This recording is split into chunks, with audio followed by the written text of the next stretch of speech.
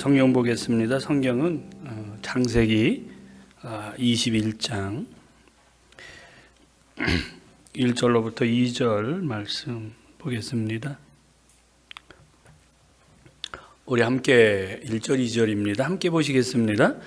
여호와께서 말씀하신 대로 사라를 돌보셨고 여호와께서 말씀하신 대로 사라에게 행하셨으므로 사라가 임신하고 하나님이 말씀하신 시기가 되어 노년의 아브라함에게 아들을 낳으니. 이삭을 낳는 그 이야기지요. 특별히 창세기 21장 내용이 그렇습니다. 특별히 여러분 성경에서 강조하는 게 무엇이냐면은 말씀하신 대로, 하나님께서 말씀하신 대로 다 이루어진다. 이게 성경에서 강조하는 내용 아니겠습니까? 주의 말씀대로 살면 성경에 기록된 모든 말씀은 다 이루어진다. 그렇죠? 그런데 왜 사람들이 말씀대로 잘 살지를 못할까? 나름대로 하나님이 주시는 복을 받기 싫어서 그렇게 사시는 것은 아니잖아요. 자녀들이 부모님의 말씀에 잘 따라서 부모님의 말에 순종하면 당연히 또 좋은 결과를 만들어내는 것 아니겠습니까?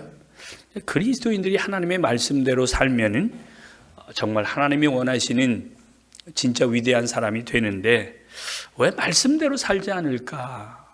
왜 말씀대로 살지 못할까?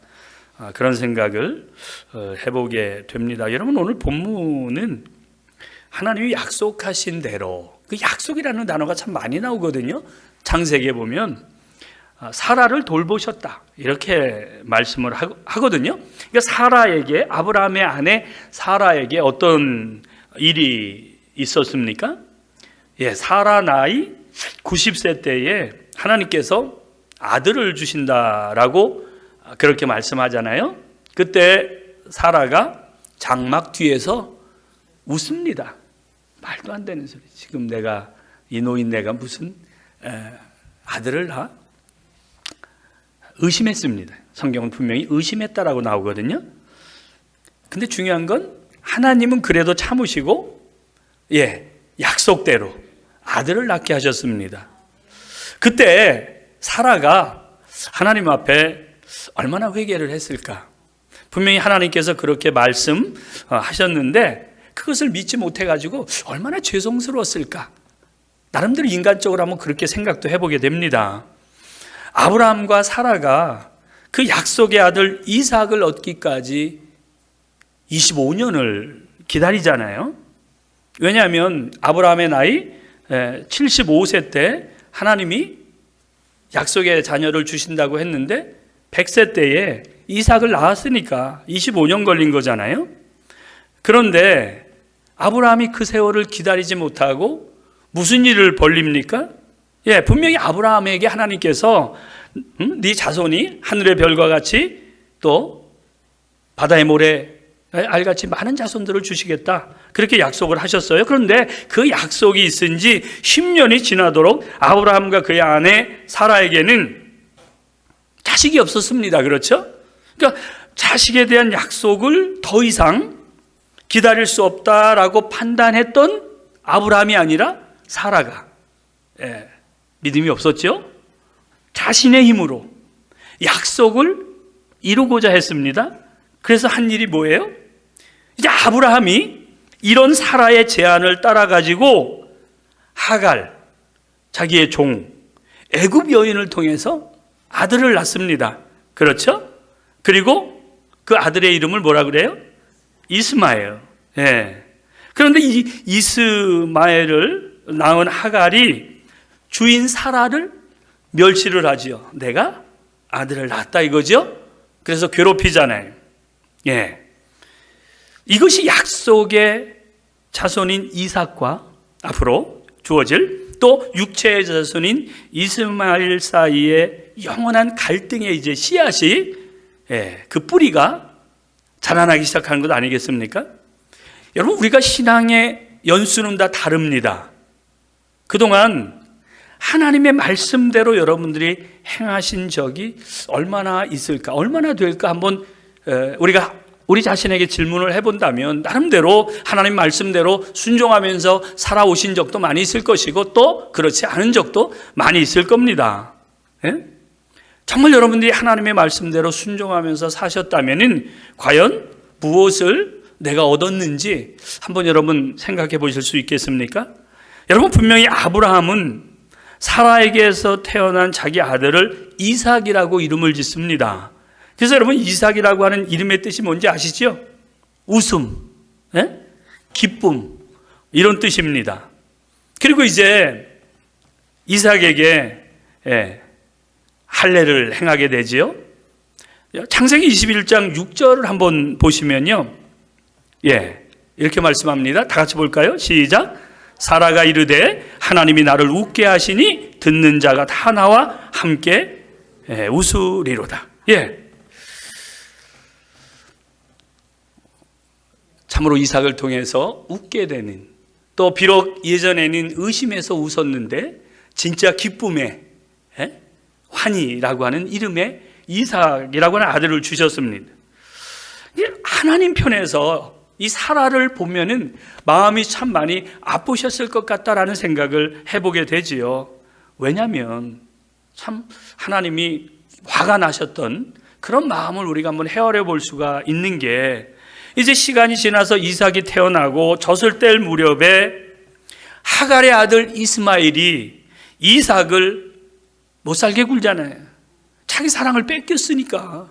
여러분, 자녀들 중에 보면 바로 이제 둘째 나면은 엄마 아빠가 둘째에 집중을 하면 첫째는 외롭잖아요. 그래서 막 못 살게 굴고 쥐어뜯고 막 동생, 그런 적 많이 있잖아요. 그런 것들 여러분 우리 주위에서 많이 느끼잖아요. 그러니까 이스마엘이 이삭을 괴롭힙니다. 당연히 그럴 수밖에 없지요. 자신의 관심과 사랑을 완전히 빼앗겨 버렸으니까. 그러니까 혼자서 엄청난 사랑을 받았었는데 그 사랑을 잃어버린 거잖아요. 결국 사라가 한 일이 뭡니까? 하갈과 이스마엘을 쫓아내버리잖아요. 이 정도의 여인이 바로 아브라함의 아내 사라였다는 거죠. 참 안타까운 여인이죠. 아브라함이 근심을 합니다. 함께 살면 어때? 그 당시에는 얼마든지 충분히 가능하던 그런 시대 아닙니까? 함께 있으면 되잖아요. 자기가 나라고 그래서 그렇게 난 건데 뭐 바람을 핀 것도 아니고. 그런데 사라는 절대 그들이 아브라함의 기억을 받는 것을 용납할 수 없었다라는 거지요. 하나님이 걱정하는 아브라함에게 이제 말씀하시거든요. 내 아이나 여종으로 인해 근심하지 말라. 하나님께서 아브라함에게 근심하지 말라라고 말씀을 합니다. 분명히 아브라함이 참으로 후회했을 거예요. 내가 좀 더 하나님의 말씀을 믿고 순종했다면 이런 가슴 아픈 일들이 생기지 않았을 텐데 왜 내가 참지 못하고 종의 여인에게서 아들을 취했을까? 뭐 어떻게 합니까? 남편이 와이프가 미는데 딴 것도 아니고 또 자녀에 대한 문제니까 어쩔 수가 없었잖아요. 내가 예수 믿고 축복을 받든지 못 받든지 이것은 전적으로 우리 자신의 책임 아닙니까, 여러분? 그렇죠? 심은 대로 거두게 하시는 거니까. 그러니까 하나님의 말씀대로 순종하지 못하면 반드시 그에 대한 대가를 지불해야 됩니다. 그게 하나님의 공의거든요. 그러니까 사라가 열받아가지고 아브라함에게 저들을 내어 쫓으라고 바가지를 박박 긁잖아요. 자기가 해놓고 이제는 내 자식으로 여기지 않겠다라는 거예요. 그 말을 들은 아브라함이 얼마나 괴로워합니까? 그 모습을 보고 하나님께서 내 아내 사라의 말대로 해라 이렇게 말씀하시거든요. 이삭이 내 씨다 이렇게 또 말씀을 하십니다. 그러나 하갈은 하나님께서 뭐라고 말씀하시냐면은 분명히 하갈의 아들 이스마엘도 내 신이 그로 한 민족을 이루겠다. 너는 너대로 걱정하지 마라. 이삭이 약속대로 내가 내게 주고자 한 씨다. 그러나 나는 하갈의 아들 이스마엘도 내 씨기 때문에 그로 한 민족을 이루겠다.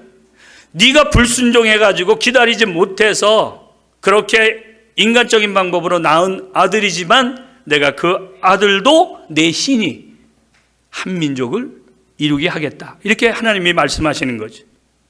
그리고 그 다음 날 아브라함이 떡과 물 한 가죽 부대를 주고 잔인하게 쫓아냅니다. 예, 하갈과 이스마엘이 그렇게 비참하게 쫓겨나는 거죠. 좀 이해가 안 가는 게 한 끼 먹을 음식이랑 물 한 가죽 부대를 주고 쫓아낸다? 또 돈을 좀 더 주든지 아니면 안전한 데 가서 살라고 뭐 양떼에다가 아니면 뭐 그 당시 낙타에다가 좀 든든하게 좀 챙겨서 보내주지? 이놈의 인간들이 죄송합니다. 이놈의 아브라함이 이렇게 쫓아내는 거예요. 그들이 부엘세바 광야에서 방황을 해요. 얼마나 비참합니까? 먹을 것 떨어지고 물 떨어지니 방황을 하는 거예요. 죽게 생겼어요. 이제 죽어야 되는 거예요. 목 놓아서 우니까 그것을 보시고 하나님이 사자를 보내가지고 두려워 말라라고 하시면서 저기 있는 아이의 목소리를 내가 들었다. 고통스럽게 울부짖는 네 자식의 그 목소리를 들으셨다라고 그렇게 말씀하죠. 그 내용이 어디 있냐면요, 창세기 21장 17절에 있거든요. 한번 볼까요? 다 같이 시작. 하나님이 그 어린 아이의 소리를 들으셨으므로 하나님의 사자가 하늘에서부터 하갈을 불러 이르시되 하갈아 무슨 일이냐 두려워하지 말라 하나님이 저기 있는 아이의 소리를 들으셨나니.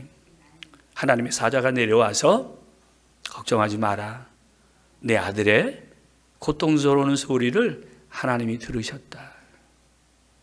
그리고 하나님께서 하갈의 눈을 밝혀주시니까 샘물을 보게 하시고 그들을 살려주시는 거죠. 그 다음에 하나님이 그 아이와 함께 계심이라고 하는 말씀이 나옵니다. 하나님이 그 아이와 함께 계시니 광야에서 거주하면서 활 쏘는 자가 됩니다. 호전적인 그런 성품의 소유자로 성장을 하게 돼요. 부정적으로 본다면 험악한 자가 되는 겁니다. 광야에서. 분명히 17절에서 우리 조금 아까 읽은 창세기 21장 17절에서 하나님의 사자가 저 아이의 소리를 들었다라고 분명히 말씀합니다. 이스마엘의 가슴 아픈 소리를 들으셨다라는 거잖아요. 그 소리가 무슨 소리입니까? 그 아이의 가슴 아픈 소리가 뭐예요? 하루아침에 사랑을 잃어버리고 쫓겨난 그 분노, 그렇죠? 언젠가는 꼭 복수하리라고 하는 잔인한 마음이 담긴 그런 마음이지. 예. 이런 마음을 갖고 어디에서 이스마엘이 자랍니까? 거친 광야에서 살아남기 위해서 그렇게 성장을 합니다. 여러분, 그 이스마엘의 후손이 지금 이슬람 사람들 아닙니까? 그렇죠? 이슬람의 후예들입니다. 지금 저들이 테러를 일으키고 사람들을 죽이는 것을 보면 이스마엘이 가졌던 그 가슴 아픈 한을 우리는 보는 것 같은 그런 마음이 들 때도 있다라는 거죠. 여러분들은 어떻게 생각하십니까? 만약에 아브라함이 끌어안아 주었다면, 사라가 넓은 마음을 갖고 그들을 포용해 주고 계속해서 자식으로 삼아 주었다면 어떻게 됐을까? 결국 하갈은 어디로 갈까요? 광야에서 자라는 자기 아들을 데리고 안전하지 못하니까 안전한 고향 애굽으로 갑니다. 예. 그리고 애굽 여인과 자기 아들 이스마엘을 결혼시키지요. 참으로 슬픈 이야기입니다. 훗날 이스마엘의 후손들은 이삭의 후손들을 대적하는 잔인한 원수들이 되잖아요. 배가 다른 형과 동생의 싸움입니다. 지금 우리가 보고 있는 현장이 그런 거죠. 이스라엘 주위의 아랍, 이삭과 이스마엘의 싸움 아닙니까? 예수님을 구주로 믿는 하나님의 사람들에게는요, 누구에게나 사명이 있습니다. 사명을 받은 사람은 우리 하나님께서 그 사람의 믿음을 보기를 원하시지요. 우리도 우리 안에 사라처럼 이삭이 있어요. 절대 내놓기 싫어하는 그 이삭. 그것 때문에 하나님이 우리를 시험하시고 테스트하시는 줄로 믿습니다. 사탄이 주는 시험은 유혹이지만, 우리를 넘어뜨리려는 것이지만, 하나님이 주시는 시험은 테스트잖아요. 훈련이잖아요. 여러분, 창세기 22장에 보면은 그 이전에, 이삭이 태어나기 이전에 어떤 일이 일어납니까? 청금 같은 이스마엘이 태어나요. 비록 종의 몸에서 태어났지만 아브라함이 뭐라고 그래요? 이스마엘에게 모든 것을 다 물려주겠다, 이렇게 약속을 합니다. 그래서 그 이스마엘과 함께 양을 잡아가지고 하나님께 번제 제사도 드려요. 천지를 지으신 하나님께서 너를 나에게 주셨다라고 하면서 하나님을 찬양했어요, 아브라함이.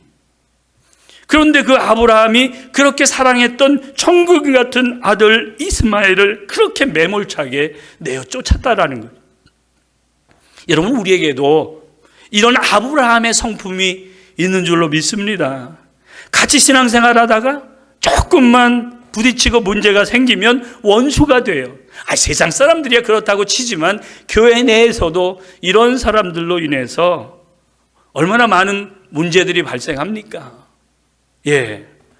우리 교회는 안 그런데 목사님들에게 교제하다 보면은 정말 그런 일들 때문에 어려움 당하시는 그런 내용들을 많이 말씀하시더라고요. 하나님께서 많은 시간이 흐른 다음에 아브라함을 부르세요. 많은 시간이 이제 흘러간 다음, 그리고 내 아들 이삭을 어디에서?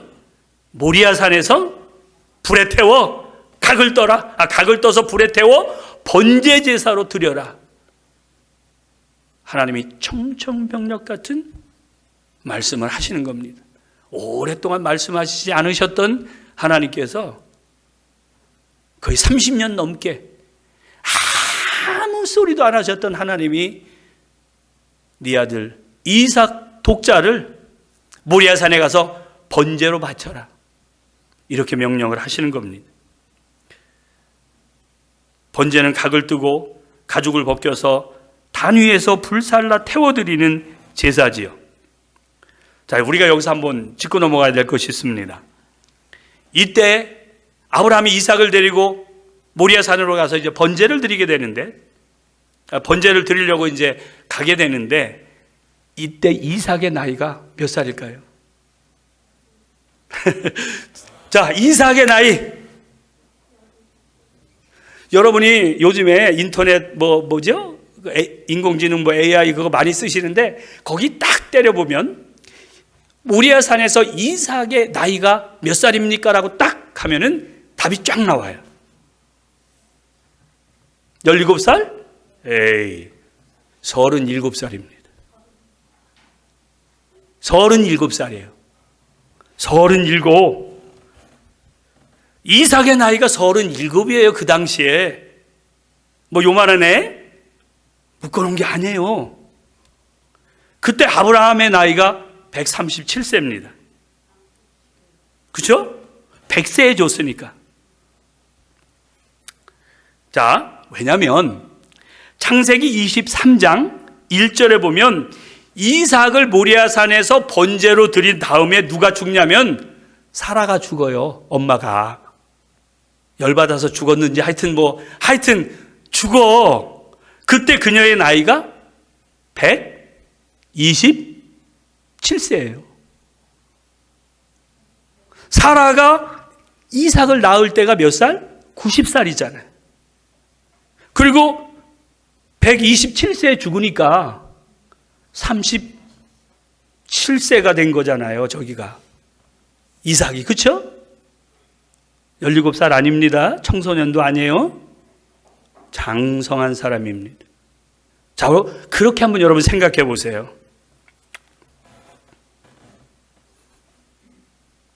아브라함이 175세에 죽습니다. 그러니까 모리아 산에서 이삭을 번제로 드린 후에 38년을 더 살아.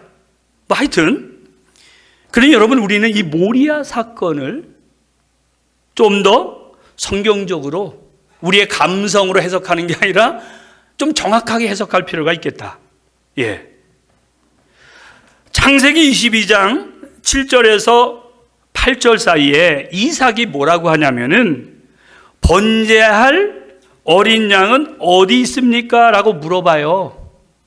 예. 그때 아브라함이 뭐라고 대답을 하냐면, 자, 창세기 22장 8절을 한번 올려주세요. 다 같이 봅니다. 시작.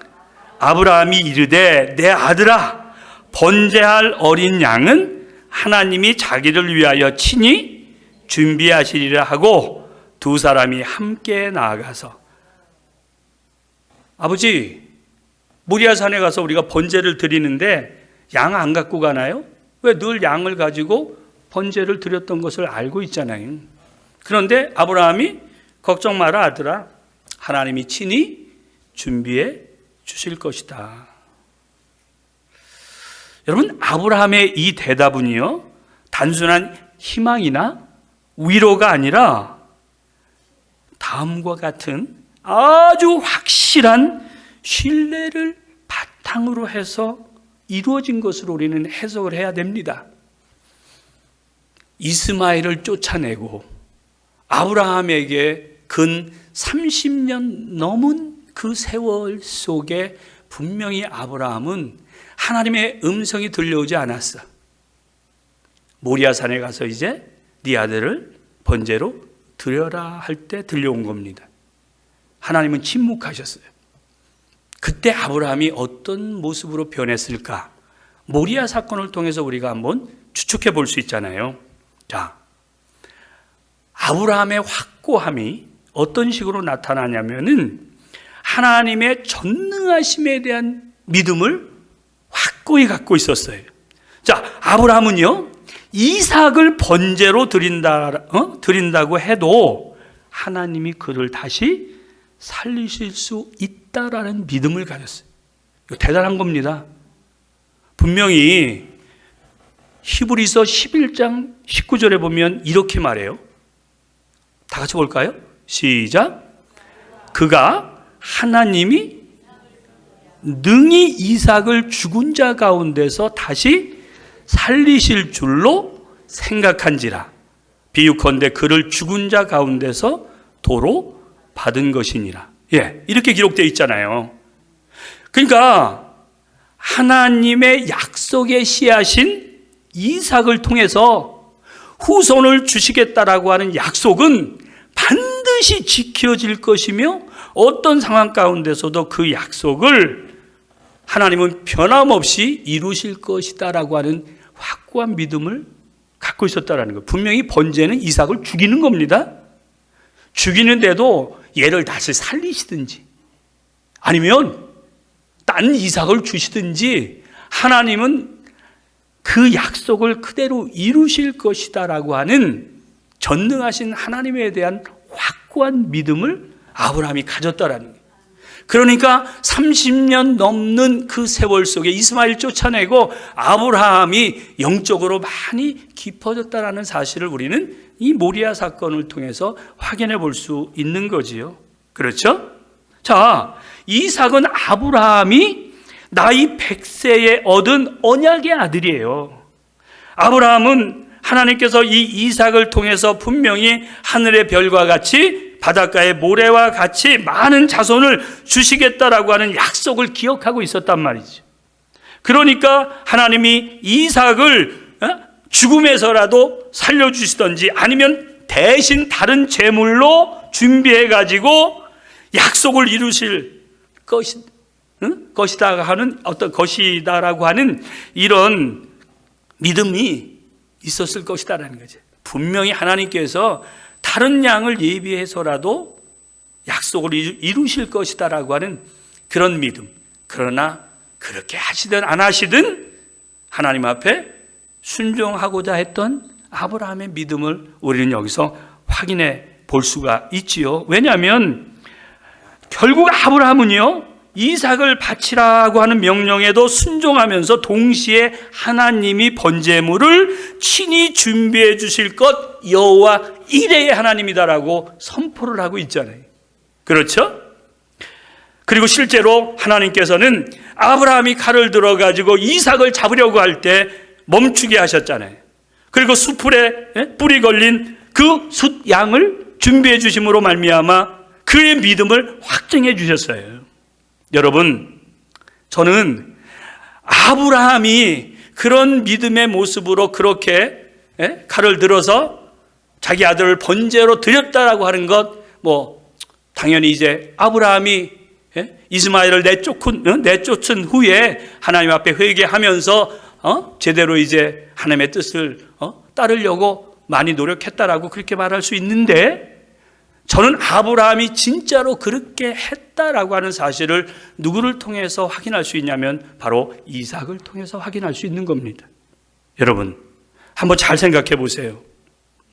예수님께서 겟세마네 동산에서 할 수 있거든이 할 만하시거든 이 잔을 내게서 옮겨주시옵소서.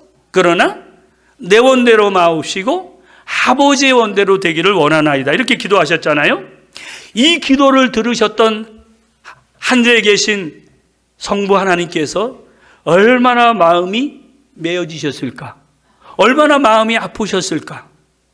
여러분, 분명히 아브라함도 자신의 아들을 죽여야 하니까 이런 마음이었을 거예요.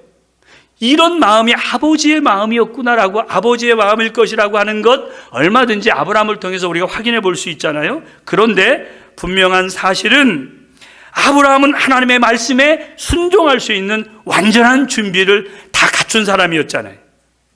주신 이도 하나님, 도로 가져가시는 이도 하나님이시라고 하는 믿음의 사람이 된 거예요. 그런데 다시 한번 말씀드리지만 저는 더 귀한 것이 이삭이라고 봅니다. 이삭은요, 아버지의 뜻을 따라 번제 제물이 된 거잖아요. 37입니다. 아버지 한 번에 맺혀도 얼마든지 이 영감탱이가 미쳤나 하고 집어 던질 수도 있는 그런 위치에 있는 사람이잖아요. 근데 번제의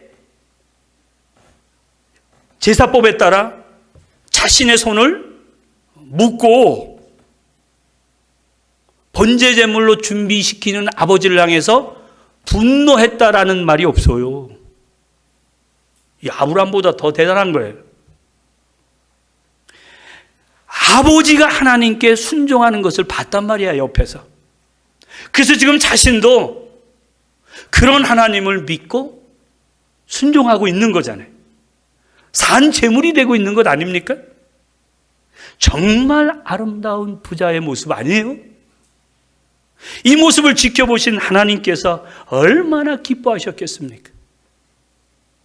비록 30년 넘게 하나님이 침묵하고 계셨는데 비로소 이런 아브라함의 믿음을 이삭과 더불어 확인하는 시간이잖아요.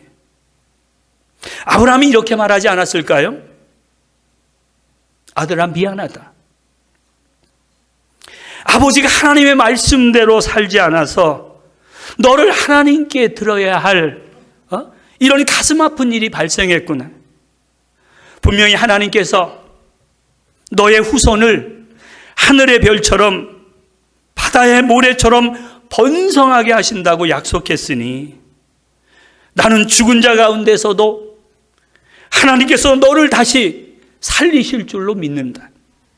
미안하다, 아들아. 그때 이삭이 뭐라고 대답했을까? 아버지, 그런 말씀하지 마세요. 저는 이미 하나님 앞에서 산 제물이 되었습니다. 하나님께서 아버지를 통해서 어떤 것을 행하시든지 저는 그대로 순종합니다, 아버지. 이러지 않았을까요? 그러지 않았다면 저들이 어떻게 칼을 들고 아브라함이 자기의 독자 이삭을 죽이려고 했겠습니까? 그렇게 아들의 눈을 손으로 가리고 칼로 목을 그으려고 했을 때 다급하신 하나님의 음성이 들리잖아요. 그렇게 침묵하셨던 하나님이 아브라함아, 아브라함아 다급하게 부르십니다. 그리고 말씀하시잖아요. 그게 바로 창세기 22장 12절 말씀 아닙니까? 한번 다 같이 볼까요? 시작. 사자가 이르시되 그 아이에게 내 손을 대지 말라. 그에게 아무 일도 하지 말라. 내가 내 아들 내 독자까지도 내게 아끼지 아니하였으니 내가 이제야 내가 하나님을 경외하는 줄을 아노라. 이 말씀의 의미가 무슨 뜻입니까? 나는 너를 테스트했다라는 거잖아요. 내가 이삭을 주기 전까지, 이스마엘이 태어나기 전까지 너는 오직 나만을 바라보며 나만을 사랑했는데, 그래서 내가 너를 여러 가지 어려운 상황 가운데서도 구원해주고 내가 너에게 부를 주었고 풍성한 삶을 허락해 주었는데 그럴수록 너는 내게서 멀어졌다. 그런 너의 신앙생활을 바로 잡기 위해 내가 여기까지 너를 시험을 했다. 내가 이제야 내가 하나님을 경외하는 줄을 알았다. 이삭은 단순한 아들이 아니라 하나님이 수많은 세월 끝에 주신 약속의 유일한 상속자였습니다. 그 아들을 바친다라고 하는 것은요, 자신의 미래, 약속, 꿈, 이 모든 것들을 포기한다라는 그런 의미거든요. 아브라함은 이삭을 바치더라도 하나님께서 그를 다시 살리실 수 있다라고 믿었어요. 그것은 히브리서 11장 19절 말씀을 통해서 말씀드리는 겁니다. 왜냐하면 분명히 하나님은 이삭의 후손이 번창할 거라고 약속하셨기 때문에. 이게 뭐예요? 부활신앙이죠. 부활신앙입니다. 이 부활신앙은요, 전적인 하나님을 향한 신뢰 없이는 불가능한 거예요. 나는 죽어도 다시 하나님이 살리실 것이라고 하는 이 부활신앙은 경지입니다. 믿음에. 정말 진정한 하나님을 경외하는 것은요, 우리의 입술의 고백을 넘어가지고 내게 있는 가장 소중한 것을 바칠 수 있는 진짜 순종, 전적인 하나님을 향한 신뢰, 이것이 있어야만 가능한 거지요. 여러분, 오늘 이 시대에 여러분과 저에게 필요한 믿음이 바로 이것 아니겠습니까? 하나님을 두려워 섬길 수 있는 이 경외함, 그리고 전적인 하나님의 말씀에 의해서 살고자 하는 이 신뢰, 내게 약속하신 모든 것들을 이루어 가실 것이라고 하는 이 분명한 확신, 이런 신뢰야만이 아브라함이 그 모리아 산에서 칼을 들고 37살의 장년인 아들이 그대로 산제물이 되어져서 순종하는 그런 놀라운 하나님의 역사를 만들어낼 것 아니겠습니까? 바로 오늘 이 시대를 살아가고 있는 여러분과 저에게도 이런 놀라운 축복의 역사들이 늘 이루어질 줄로 믿습니다. 전적인 하나님을 향한 신뢰, 힘들어도 어려워도 하나님을 경외하는, 하나님을 두려워 섬길 수 있는 그 마음, 이제 얼마 안 있으면 이 땅에 재림하실 그 주님의 영광을 기다리는 여러분과 저에게는 너무나 중요한 믿음인 줄로 믿습니다. 이 믿음으로 늘 승리하시는 우리 복된 성도님들 다 되시기를 주님의 이름으로 축원합니다. 기도하겠습니다. 좋으신 아버지 하나님, 참 모리아 산에서의 아브라함과 이삭의 모습은 결국 우리의 신앙의 절정을 보여주시는 너무나 귀한 말씀인 줄로 믿습니다. 하나님의 약속에 의해서 우리도 택함을 받고 하나님의 자녀가 되었습니다. 이 땅에서의 우리의 삶이 늘 주님과 함께하는 삶이 되어야 되는데 그러지 못할 때가 참 너무 많이 있어서 때로는 고통스럽고 때로는 내 몸이 병들기까지 수고하고 애썼지만 돌아오는 것은 허무함 뿐이요, 이 땅에서 남겨진 아픔뿐이 없는데, 다시 우리를 사랑하시는 하나님께서 복을 주셔서 하나님을 향한 절대 믿음, 하나님을 두려워 섬길 수 있는 하나님 경외함을 우리 가운데 주셨사오니, 이 믿음 잃지 않게 하여 주셔서 주님이 오시는 그날, 주님의 재림의 때에, 아니면 내가 주님 앞에 서는 그날 가장 영화로운 예복으로 준비된 저희들의 믿음의 모습을 보기를 원하오니 주께서 그대로 행하게 해주실 줄로 믿습니다. 우리 사랑하는 모든 성도들에게 이런 놀라운 은혜를 날마다 새롭게 해주실 줄로 믿사옵고 귀하신 예수님의 이름으로 기도드려 사옵나이다. 아멘.